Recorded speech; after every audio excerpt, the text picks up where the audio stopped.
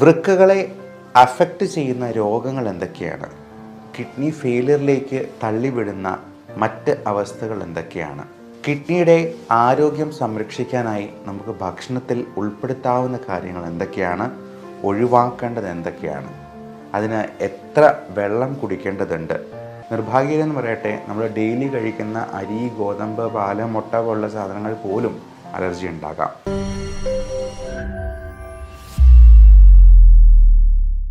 വൃക്കകൾ നമ്മുടെ ശരീരത്തിലെ രക്തം ശുദ്ധീകരിക്കാൻ വളരെ പ്രധാനപ്പെട്ട രണ്ട് അവയവങ്ങൾ. ബീൻ ഷേപ്ഡ് എന്നാണ് അതിനെ വിശേഷിപ്പിക്കുക. അതായത് ബീൻസിൻ്റെ വലിയ രണ്ട് ആകൃതിയിലുള്ള വൃക്കകൾ അതിൻ്റെ ആരോഗ്യത്തിനും വളരെയധികം സഹായിക്കുന്ന ഒന്നാണ് ബീൻസ് എന്ന ഭക്ഷണ പദാർത്ഥം. വൃക്കകളെ അഫക്റ്റ് ചെയ്യുന്ന രോഗങ്ങൾ എന്തൊക്കെയാണ്? കിഡ്നി ഫെയിലിയറിലേക്ക് തള്ളിവിടുന്ന മറ്റ് അവസ്ഥകൾ എന്തൊക്കെയാണ്? കിഡ്നിയുടെ ആരോഗ്യം സംരക്ഷിക്കാനായി നമുക്ക് ഭക്ഷണത്തിൽ ഉൾപ്പെടുത്താവുന്ന കാര്യങ്ങൾ എന്തൊക്കെയാണ്? ഒഴിവാക്കേണ്ടത് എന്തൊക്കെയാണ്? അതിന് എത്ര വെള്ളം കുടിക്കേണ്ടതുണ്ട്? കിഡ്നിയുടെ രോഗം വന്നു കഴിഞ്ഞാൽ വെള്ളം കുടിക്കുന്നതിൽ റെസ്ട്രിക്ഷൻ ഉണ്ടാക്കേണ്ടതുണ്ടോ? അത് എത്രത്തോളം കുറയ്ക്കണം? തുടങ്ങിയ കാര്യങ്ങളെക്കുറിച്ചെല്ലാം നമുക്ക് ഇന്നൊന്ന് ഡിസ്കസ് ചെയ്യാം. നിങ്ങൾ പലപ്പോഴും കേട്ടിട്ടുണ്ടാവാം, പ്രമേഹമുള്ള അല്ലെങ്കിൽ BP ഉള്ള ആളുകൾക്ക് കുറച്ച് നാളുകൾ കഴിയുമ്പോഴത്തേക്കും കിഡ്നി ഫെയിലിയറായി വരുന്നത്. നമ്മൾ ഷുഗറിൻ്റെ കാര്യം പിന്നെയും കുറച്ചുകൂടി കേട്ടിട്ടുണ്ടാവാം. എന്നാൽ BP-യിൽ നിന്ന് കിഡ്നി ഫെയിലിയർ ഉണ്ടാകുന്ന ഹൈപ്പർടെൻസീവ് നെഫ്രോപ്പതി എന്ന് പറയുന്ന ഒരു കണ്ടീഷനെ പറ്റി പലർക്കും അത്ര തന്നെ അറിവുള്ളതല്ല. ഡയബറ്റിക് നെഫ്രോപ്പതി ഉണ്ടാകാം എന്നുള്ളതൊക്കെ പലർക്കും അറിയാം. എന്നാൽ അത് കിഡ്നിയുടെ മരുന്ന് കൊണ്ടുള്ള ഉപയോഗത്തിൽ നിന്ന് വരുന്ന ഫെയിലിയറാണ് എന്നാണ് പലരുടെയും തെറ്റിദ്ധാരണ. എന്നാൽ അങ്ങനെയല്ല. കിഡ്നി ഫെയിലിയർ ഉണ്ടാകുന്ന ഡയബറ്റിക് രോഗികളിൽ അല്ലെങ്കിൽ BP രോഗികളിൽ 90% അത് മരുന്ന് കഴിക്കാതെ കുറേ നാളുകൾ കൊണ്ട് കിഡ്നിയിലുണ്ടാകുന്ന ഡാമേജ് ഒരു ഘട്ടത്തിൽ അത് പുറത്ത് വരുന്നത്. അത് മരുന്ന് കഴിക്കുമ്പോഴും ചിലപ്പോൾ അത് കൺട്രോൾ അല്ലാണ്ട് പോയേക്കാം. എന്നാൽ പെട്ടെന്നൊരു ദിവസം അത് പുറത്ത് വരുമ്പോൾ ആൾക്കാർ വിചാരിക്കുക മരുന്ന് കഴിച്ചിട്ടാണ് ഇത് ഫെയിലിയർ ആവുന്നത് എന്നാണ്. എന്നാൽ അങ്ങനെയല്ല. അത് കുറേ വർഷങ്ങൾ കൊണ്ട് ഈ ഡാമേജ് ഇങ്ങനെ കൂടിക്കൂടി വന്ന് അവസാനം ഫെയിലിയറിലേക്ക് എത്തുകയാണ് ചെയ്യുക. എന്നാൽ ചില മരുന്നുകൾ തീർച്ചയായിട്ടും കിഡ്നിക്ക് ഫെയിലിയർ ഉണ്ടാക്കുന്നുണ്ട്. ഉദാഹരണത്തിന് വേദന സംഹാരികൾ, NSAIDs ഗ്രൂപ്പിൽ പെടുന്ന പാരസെറ്റമോൾ ആണെങ്കിലും ഡൈക്ലോഫിനാക് പോലുള്ള മരുന്നുകളെല്ലാം ഓവർ ദ കൗണ്ടർ മെഡിസിനായിട്ട് ഡോക്ടർമാരൊന്നും ഒരിക്കലും ഒത്തിരി കൂടുതൽ കൊടുക്കുകയില്ല. അത് 1-2 എണ്ണം മാക്സിമം കഴിക്കാനായിട്ടേ പറയത്തുള്ളൂ. അത് 3-4 എണ്ണം വെച്ച് മാസങ്ങളോളം ഒക്കെ കഴിക്കുമ്പോഴത്തേക്കുമാണ് കിഡ്നി ഫെയിലിയർ ഉണ്ടാവുക. കഴിവതും വേദന സംഹാരികൾ ഒഴിവാക്കാൻ തന്നെയാണ് ഞാൻ എൻ്റെ രോഗികളോട് പറയാറുള്ളത്. വേദന അത്ര അധികം ഉണ്ടെങ്കിൽ മാത്രം നമുക്ക് ഒരു ഗുളികയോ എല്ലാം കഴിക്കാവുന്നതാണ്. അത് ഡെയിലി 2-3 വെച്ച് കഴിക്കാൻ പാടില്ല എന്ന് ഞാൻ ഓരോ രോഗിയുടെ അടുത്തും പ്രത്യേകം പറയാറുണ്ട്. ഞാൻ ഒരു 5-8 ഗുളിക അല്ലാണ്ട് അതിൽ കൂടുതൽ കൊടുക്കാറുമില്ല. അതുപോലെ non judicious use of antibiotic, എന്ത് അസുഖം വന്നാലും ഒരാവശ്യവുമില്ലാണ്ട് ആൻറ്റിബയോട്ടിക് എടുക്കുന്നതിനെയാണ് ഈ നോൺ ജുഡീഷ്യസ് യൂസ് എന്ന് പറയുന്നത്. അങ്ങനെ വരുമ്പോഴും കിഡ്നിക്കും ലിവറിനുമൊക്കെ ചിലപ്പോൾ പ്രശ്നങ്ങളുണ്ടാകാം. മാത്രമല്ല ആൻറ്റിബയോട്ടിക് റെസിസ്റ്റൻസ് പോലും ഉണ്ടാകാം. ഏറ്റവും പ്രധാനം, നമുക്ക് കൃത്യമായിട്ടുള്ള ജലാംശം ശരീരത്തിലുണ്ടാകാതെ പോകുന്ന രീതിയിൽ എന്തെങ്കിലും തരത്തിലുള്ള ഡീഹൈഡ്രേഷൻ ഉണ്ടാക്കുന്ന ഇൻഫെക്ഷൻസ്, അണുബാധകൾ, ഇപ്പോൾ പലപ്പോഴും പല കൊച്ചുകുട്ടികൾക്കാണെങ്കിലും ശരി, മുതിർന്നവർ വലിയ എൽഡർലി ആയിട്ടുള്ള ആൾക്കാർക്കാണെങ്കിലും ശരി, ഭക്ഷണം ശരിക്കും കഴിക്കാത്തതുകൊണ്ടും വെള്ളം കുടിക്കാത്തതുകൊണ്ടും ഉണ്ടാകുന്ന നിർജ്ജലീകരണം തീർച്ചയായിട്ടും മൂത്രമുണ്ടാകുന്ന അവസ്ഥയെ അത് കുറച്ച് കളയും. അത് ഏതൊരു മെഷീൻ്റെയും കാര്യം ഓർത്താൽ മതി. ഇപ്പം നമുക്ക് നമ്മുടെ ശരീരത്തിൽ ആവശ്യത്തിന് ഓയിൽ കിട്ടാത്തതുപോലെ, നമ്മുടെ ഒരു ഓയിൽ എന്ന് പറയാവുന്നതാണ് ഈ ബ്ലഡ്. അപ്പോൾ ഒരു എൻജിന് ഓയിൽ കിട്ടാത്തതുപോലെയാണ് നമ്മുടെ ശരീരത്തിൽ ബ്ലഡ് കിട്ടാതെ പോകുന്നത്. അപ്പോൾ നമ്മുടെ ശരീരത്തിൻ്റെ എല്ലാ പ്രവർത്തനങ്ങളെയും അത് ബാധിക്കാനിടയുണ്ട്. അതുകൊണ്ട് ഒരു ദിവസം 3 ലിറ്ററെങ്കിലും വെള്ളം കുടിക്കാനായിട്ട് ആരോഗ്യവാനായ ഒരു വ്യക്തി പ്രത്യേകം ശ്രദ്ധിക്കണം. നമ്മൾ ഒരു കുപ്പി വെള്ളം എടുത്തു വെച്ച് അതിൽ 3 പ്രാവശ്യമെങ്കിലും നിറച്ച് കുടിക്കുന്നുണ്ടോ എന്നുള്ളത് ഉറപ്പ് വരുത്തുക. എന്നാൽ ചില അവസരങ്ങളിൽ കിഡ്നിക്ക് പ്രശ്നമുള്ളവർക്കോ അല്ലെങ്കിൽ ഹാർട്ടിൻ്റെ പമ്പിങ് ശരിയാകാതെ പോകുന്നവർക്കോ ലിവറിന് സിറോസിസ് പോലുള്ള അസുഖങ്ങൾ ബാധിച്ചിട്ടുള്ളവർക്കും ഒക്കെ ഫ്ലൂയിഡ് റെസ്ട്രിക്ഷൻ ഉണ്ടാകാം. അവർ ഇത്രയും വെള്ളം കുടിച്ചെന്നാൽ അത് മുഴുവൻ മൂത്രമായിട്ട് പുറന്തള്ളാനുള്ള ശേഷി നമ്മുടെ ആന്തരിക അവയവങ്ങൾക്ക് ഇല്ലാണ്ട് വരുമ്പോൾ, അതിൻ്റെ പമ്പിങ് ശരിയായിട്ട് സംഭവിക്കാൻ ഹൃദയത്തിന് ശേഷി ഇല്ലാണ്ട് വരുമ്പോൾ ഒക്കെ ഫ്ലൂയിഡ് റെസ്ട്രിക്ഷൻ പറയാറുണ്ട്. അത് 1.5 ലിറ്ററിൽ താഴ്ത്തി കുടിക്കാൻ പോലും ചിലപ്പോൾ ഡോക്ടർമാർ നിർദ്ദേശിച്ചേക്കാം. അത് GFR എന്ന് പറയുന്ന ഗ്ലോമറുലർ ഫിൽട്രേഷൻ റേറ്റ് എന്ന് പറയുന്ന ചില കണക്കുകളുണ്ട്. അത് വെച്ചിട്ടാണ് നമ്മൾ ഇതിൻ്റെ ഫ്ലൂയിഡ് റെസ്ട്രിക്ഷൻ ഏകദേശം പറയുക. അത് 1.5 ലിറ്ററൊക്കെയാണ് സാധാരണഗതിയിൽ ആൾക്കാരോട് പറയുക. അവരൊന്നും ഒത്തിരി വെള്ളം ഒരുമിച്ച് കുടിച്ചെന്നാൽ പോലും, അപ്പോൾ പച്ചവെള്ളത്തിന് പോലും സൈഡ് എഫക്റ്റ് ഉണ്ട് എന്നുള്ളതാണ് നമ്മൾ മനസ്സിലാക്കേണ്ടത്. ഏത് സംഗതിയാണെങ്കിലും ഒരളവിൽ കൂടുതൽ കഴിക്കുന്നത് ചിലപ്പോൾ ദോഷം ചെയ്തേക്കാം. ഓരോന്നിനും ഒരു ഡോസ് ഉണ്ട്, അതിന് എഫക്റ്റുമുണ്ട്, സൈഡ് എഫക്റ്റുമുണ്ട്. അപ്പോൾ ഈ പച്ചവെള്ളമാണെങ്കിൽ പോലും ഇത്രയും ലിറ്റർ കണക്കിന് നമ്മളൊരു വാശിക്ക് കുടിച്ച് കിട്ടണമെങ്കിൽ ചിലപ്പോൾ പൾമണറി എഡിമ പോലുള്ള കോംപ്ലിക്കേഷനിലേക്ക് അത് നയിക്കുകയും പെട്ടെന്ന് ഹാർട്ട് അറ്റാക്കോ ഒക്കെ ഉണ്ടാകാനായിട്ടുള്ള സാധ്യത പോലുമുണ്ട്. ശ്വാസമുട്ടൽ കൂടി അത് കാർഡിയോ പൾമണറി അറസ്റ്റിലേക്ക് നയിക്കാനായിട്ടുള്ള സാധ്യതയുണ്ട്. അപ്പോൾ ഇങ്ങനെയുള്ള കാര്യങ്ങളെല്ലാം ഡോക്ടറോട് ചോദിച്ച് കൃത്യമായിട്ട് ചോദിച്ച് മനസ്സിലാക്കുക, അറിയുക. അങ്ങനെ അതനുസരിച്ച് നമ്മൾ ഈ വെള്ളം കുടിക്കുന്നതിലാണെങ്കിലും റെസ്ട്രിക്ഷൻ കൊണ്ടുവരിക. ഇനി ഇതിന് കഴിക്കാവുന്ന ഭക്ഷണങ്ങൾ എന്തൊക്കെയാണ് എന്ന് നോക്കാം. ഏറ്റവും പ്രധാനമായിട്ട് പറയാവുന്നത് ഗ്രീൻ ലീഫി വെജിറ്റബിൾസ്, നല്ല പച്ച നിറത്തിലുള്ള ചീര, സ്പൈനാഷ് തുടങ്ങിയ സാധനങ്ങൾ, ക്യാപ്സിക്കം പോലുള്ള കാര്യങ്ങൾ എല്ലാം ധാരാളമായി ഉൾപ്പെടുത്തുക. നല്ല ഫ്രൂട്ട്സ് കഴിക്കുക. അത് ഒത്തിരി മധുരമുള്ള ഫ്രൂട്ട്സ് അല്ല, അധികം മധുരമില്ലാത്ത പഴങ്ങൾ. ഇപ്പോൾ കുക്കുംബർ പോലുള്ളതോ വെയിറ്റ് കുറയ്ക്കാൻ ഒതുങ്ങുന്ന രീതിയിലുള്ള പഴങ്ങളോ ഒക്കെ വളരെ നല്ലതാണ് ഡയബറ്റിക് ആയിട്ടുള്ള രോഗികൾക്കുമൊക്കെ. അതേപോലെ തന്നെ നമുക്ക് പേരയ്ക്ക, തണ്ണിമത്തൻ തുടങ്ങിയവയൊന്നും വലിയ മധുരമുള്ളതല്ല. ഇപ്പോൾ ഡയബറ്റിക് രോഗികളാണെങ്കിലും ഒരു പരിധിയിൽ കൂടുതൽ നമ്മൾ ഈ ചെറുപഴങ്ങളൊന്നും കഴിക്കുന്നത് നല്ലതല്ല. പ്രത്യേകിച്ചും നല്ല മധുരമുള്ള പാളയംകോടൻ പഴമോ അല്ലെങ്കിൽ ഞാലിപ്പൂവൻ, രസകദളി എന്നൊക്കെ പറയുന്ന പഴങ്ങളോ ഒക്കെ ഒത്തിരി കഴിക്കുന്നത് തന്നെ ഷുഗർ കൂട്ടാനായിട്ട് ഇടയാക്കും. അതേപോലെ നമുക്ക് മറ്റ് തലത്തിലുള്ള ഇൻഫെക്ഷൻസ്, പൊള്ളലേറ്റിട്ടുള്ളവർക്ക്, പൊള്ളലൊക്കെ കേൾക്കുമ്പോഴേക്കും ഇതിൻ്റെ ഡീഹൈഡ്രേഷൻ വളരെയധികം കൂടുതലായിരിക്കും. അപ്പോൾ അതുകൊണ്ട് തന്നെ നമുക്ക് കിഡ്നിക്ക് പ്രശ്നം ഉണ്ടാകാൻ സാധ്യതയുണ്ട്. അതുപോലെ വളരെ സിവിയർ എക്സസൈസ് ചെയ്യുന്നവർക്ക് ജലാംശം കുറഞ്ഞു പോകാം. മാത്രമല്ല ക്രിയാറ്റിൻ ഉണ്ടാകുന്ന നമ്മുടെ ശരീരത്തിൽ ആ സമയത്ത് ഒത്തിരി കൂടുന്നുണ്ട്. ഒത്തിരി സിവിയർ എക്സസൈസ് ചെയ്യുന്നവരാണെങ്കിൽ അതിനനുസരിച്ച് നന്നായിട്ട് വെള്ളം കുടിക്കാൻ നോക്കുക. അല്ലാന്നുണ്ടെങ്കിൽ ചിലപ്പോൾ ക്രിയാറ്റിൻ്റെ അളവ് ചിലപ്പോൾ കൂടുതൽ കാണിച്ചേക്കാം. അതുപോലെ തന്നെയാണ് ഒത്തിരി പ്രോട്ടീൻ പൗഡർ കഴിക്കുന്നവർ. ഭയങ്കരമായിട്ട് പ്രോട്ടീൻ അടിച്ച് കയറ്റുമ്പോൾ നമ്മൾ ഈ വിപണിയിലൊക്കെ കാണുന്ന പലതരത്തിലുള്ള പ്രോട്ടീൻ പൗഡറുണ്ട്.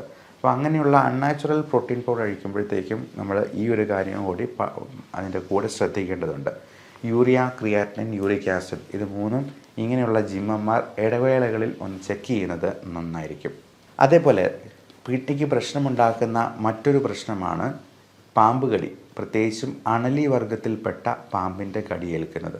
അപ്പോൾ പാമ്പ് കടിക്കാൻ സാധ്യതയുള്ള പ്രദേശങ്ങളിൽ നമ്മൾ പോകുമ്പോൾ വളരെയധികം ശ്രദ്ധിക്കണം. പ്രത്യേകിച്ചും അണലി എന്ന് പറഞ്ഞത് വളരെ ചേർന്ന് കിടക്കുന്ന ഒരു പാമ്പായതുകൊണ്ട് തന്നെ നമ്മളതിനെ കണ്ടു എന്ന് വരില്ല, അറിയാതെ പോയി ചവിട്ടാൻ സാധ്യതയുണ്ട്. ഇരുട്ടുള്ള പ്രദേശങ്ങളിൽ പോകുമ്പോൾ കയ്യിലൊരു ടോർച്ച് കരുതുക. മാത്രമല്ല നമ്മൾ ഒരു വടിയുണ്ടെങ്കിൽ അതുകൊണ്ട് ആദ്യമേ കുത്തി അത് ശബ്ദം ഉണ്ടാക്കിക്കൊണ്ട് മുമ്പോട്ട് പോകാൻ നോക്കുക. കാരണം നമ്മൾ നിലത്ത് കുത്തുമ്പോൾ അതിൻ്റെ വൈബ്രേഷനാണ് പാമ്പിന് കൂടുതൽ വ്യക്തമായിട്ട് അറിയുക, ശബ്ദത്തേക്കാൾ കൂടുതൽ. അപ്പോൾ അത് വെച്ചിട്ട് അത് വേഗം അങ്ങ് പോയിക്കോളും. അപ്പോൾ ഇങ്ങനെയുള്ള കാര്യങ്ങൾ നമ്മൾ നമ്മുടെ പ്രാക്ടിക്കൽ ലൈഫിൽ ശ്രദ്ധിച്ചെന്നാൽ തന്നെ ഇത്തരത്തിലുള്ള കാര്യങ്ങളിൽ നിന്നും കുറേയൊക്കെ നമുക്ക് ഒഴിവാക്കാൻ പറ്റും. അപ്പോൾ അണലി വർഗത്തിൽപ്പെട്ടതാണെങ്കിൽ ഇന്നലെ ഒരു അമ്മച്ചിയെ കോബ്ര, അതായത് മൂർഖൻ കടിച്ചിട്ട് കൊണ്ടുവരികയുണ്ടായി. ആൻറ്റിവെനമൊക്കെ കൊടുത്തു വിട്ടു എന്ന് പറഞ്ഞെന്നാലും നമുക്ക് ഉറപ്പിക്കാൻ പറ്റില്ല അത് എത്രത്തോളം റെസ്പോണ്ട് ചെയ്യും എന്നുള്ളതൊക്കെ. ഇങ്ങനെയുള്ള അവസരങ്ങൾ ഒഴിവാക്കുകയാണ് എപ്പോഴും നമ്മൾ ശ്രദ്ധയിൽ പുലർത്തേണ്ടത്. പാമ്പ് കടി ഏൽക്കാതിരിക്കാനായിട്ടുള്ള എല്ലാ മുൻകരുതലുകളും നമ്മൾ നോക്കുക. അടുത്ത കാര്യം, നമുക്ക് ഈ ഭക്ഷണത്തിൽ കഴിക്കാൻ പാടില്ലാത്തത് എന്തൊക്കെയാണ് കിഡ്നീസിൻ്റെ സംരക്ഷണത്തിന് വേണ്ടി. ഇതിൽ ഏറ്റവും പ്രധാനമായിട്ട് പറയാനുള്ളത് നമുക്ക് ഉപ്പിൻ്റെ ഉപയോഗം പരമാവധി കുറയ്ക്കുക എന്നുള്ളതാണ്. 2, പഞ്ചസാര. ഇത് രണ്ടും വൈറ്റ് പോയിസൺ ഗണത്തിൽ തന്നെ പെടുത്താവുന്നതാണ്. ഒരുപാട് ബേക്കറി സാധനങ്ങളും മൈദ അടങ്ങിയിട്ടുള്ള ഭക്ഷണ സാധനങ്ങളും, മൈദ അടങ്ങിയിരിക്കുന്ന പൊറോട്ട മാത്രമല്ല ബ്രെഡ്, ബണ്ണ്, തുടങ്ങിയ സാധനങ്ങളെല്ലാം നമുക്ക് ഹൈ ഗ്ലൈസീമിക് ഇൻഡെക്സ് ഉള്ളതാണ്. ഇതൊക്കെ കിഡ്നിയുടെ പ്രവർത്തനത്തിന് അത്ര നല്ലതായിട്ടുള്ള കാര്യങ്ങളല്ല. അതുപോലെ റെഡ് മീറ്റ് ഗണത്തിൽപ്പെടുത്തുന്ന high animal protein, red meat എന്ന് പറയുമ്പോൾ അത് മട്ടൺ, പോർക്ക്, ബീഫ് തുടങ്ങിയവയെല്ലാം റെഡ് മീറ്റ് ഗണത്തിൽപ്പെടുന്നതാണ്. തുണ്ടൻ മീൻ പോലും റെഡ് മീറ്റിലാണ്. ചെറുമീനുകളാണ് നമ്മുടെ ആരോഗ്യത്തിന് ഏറ്റവും നല്ലത്. മത്തി, അയല തുടങ്ങിയവയൊക്കെ കറി വെച്ച് കഴിക്കുന്നതാണ് ഏറ്റവും ഉത്തമം. നമുക്ക് കാശും ലാഭിക്കാം, ആരോഗ്യം സംരക്ഷിക്കാം. അപ്പോൾ ഇത്തരത്തിൽ ഭക്ഷണം ഒന്ന് ക്രമീകരിക്കുക, നന്നായിട്ട് വെള്ളം കുടിക്കുക. കിഡ്നി അഫക്റ്റ് ചെയ്യുന്ന ചില ഓട്ടോ ഇമ്മ്യൂൺ ട്രിഗറിങ് ഫാക്ടേഴ്സ് ഉണ്ട്. പ്രത്യേകിച്ചും IgA നെഫ്രോപ്പതി എന്നൊക്കെ പറയുന്ന ചില conditions, auto immune conditions, cystic kidney diseases. അപ്പോൾ ഇതിനൊക്കെ പലതരത്തിലുള്ള ഭക്ഷണങ്ങൾ പോലും കാരണമായേക്കാം. അതെന്താണ് കാരണം, നമുക്ക് എന്താണ് ഇൻടോളറൻസ് ഉണ്ടാക്കുന്നത് എന്നുള്ളത് കൃത്യമായിട്ട് കണ്ടുപിടിക്കാൻ ഇന്ന് ഒരു ടെസ്റ്റ് അവൈലബിൾ ആണ്. ആൻറ്റിജൻ സ്കിൻ പ്രിക്ക് ടെസ്റ്റ് എന്ന് പറയും. നമ്മൾ 71 അലർജൻസ് പാനലായിട്ട് ഇങ്ങനെ കയ്യിൽ വരച്ച് ഓരോ ഭക്ഷണത്തിൻ്റെയും റിയാക്ഷൻ വെച്ചിട്ട് നമുക്ക് കൃത്യം പറയാൻ പറ്റും എന്തിനോടാണ് നമുക്ക് അലർജി ഉള്ളത്. നിർഭാഗ്യമെന്ന് പറയട്ടെ, നമ്മൾ ഡെയിലി കഴിക്കുന്ന അരി, ഗോതമ്പ്, പാല്, മുട്ട പോലുള്ള സാധനങ്ങൾ പോലും അലർജി ഉണ്ടാകാം. അപ്പോൾ ഗോതമ്പിൻ്റെ അലർജിക്ക് നമ്മൾ ഗ്ലൂട്ടൻ ഇൻടോളറൻസ് എന്ന് പറയും. പാലിൻ്റെ അലർജിക്ക് ലാക്ടോസ് ഇൻടോളറൻസ് എന്ന് പറയും. ഇത് നോക്കിയാലല്ലാണ്ട് നമുക്കറിയാനേ പറ്റില്ല. നമ്മൾ ഡെയിലി ഇത് കഴിച്ചുകൊണ്ടിരിക്കും. ഇത് പലതരത്തിലുള്ള അലർജിക് പ്രോബ്ലംസും ഓട്ടോ ഇമ്മ്യൂൺ ട്രിഗേഴ്സ് മൂലമുണ്ടാകുന്ന മറ്റ് ഓട്ടോ ഇമ്മ്യൂൺ കണ്ടീഷൻസും ഒക്കെ ഉണ്ടാകാം.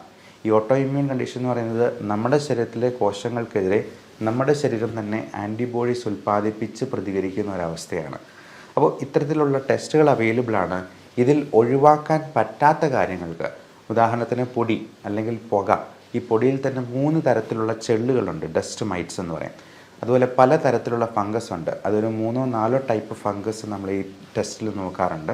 അപ്പോൾ അതിലേതാണ് പ്രശ്നമെന്ന് നോക്കി അതിന് ഇമ്മ്യൂണോതെറാപ്പി എന്ന് പറയുന്ന ഒരു പുതിയ മോഡ് ഓഫ് ട്രീറ്റ്മെൻ്റ് ഉണ്ട്. നിങ്ങൾ അടുത്തിടെ മനോരമ പത്രത്തിൽ ജൂലൈ 6 മനോരമ പത്രത്തിൽ വായിച്ചിരിക്കും.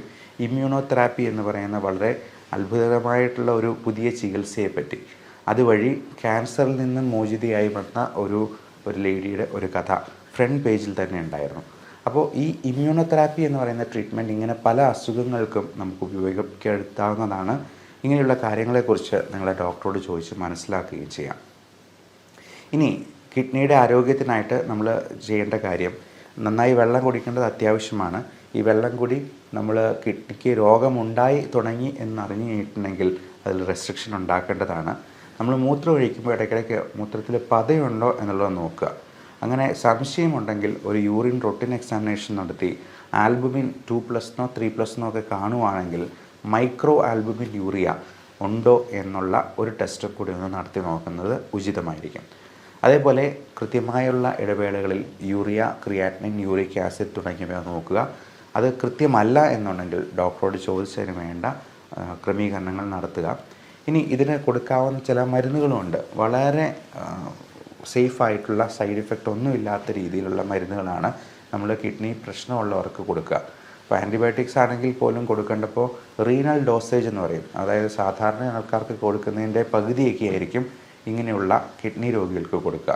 അത് ഡോക്ടറോട് ചോദിച്ച് മാത്രം അങ്ങനെയുള്ള കാര്യങ്ങൾ ചെയ്യുക.